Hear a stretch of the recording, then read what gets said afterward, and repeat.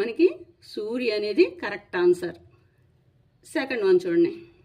शेखर धीरे से अंदर आया. शेखर धीरे से अंदर आया. क्रिया विशेषण शब्द पहचान कर लिखिए. ఇందులో క్రియా విశేషణ శబ్దాన్ని మనం గుర్తించి రాయాలి. ఇక్కడ మనకి ఫస్ట్ క్రియ తెలిస్తేనే క్రియా విశేషణం తెలుస్తుంది.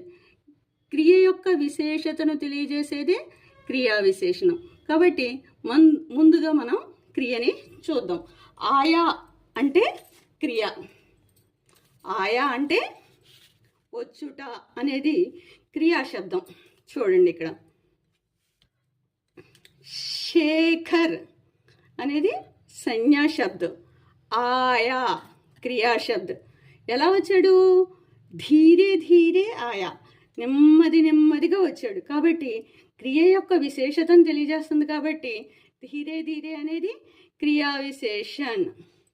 నెక్స్ట్ వన్ చూడండి.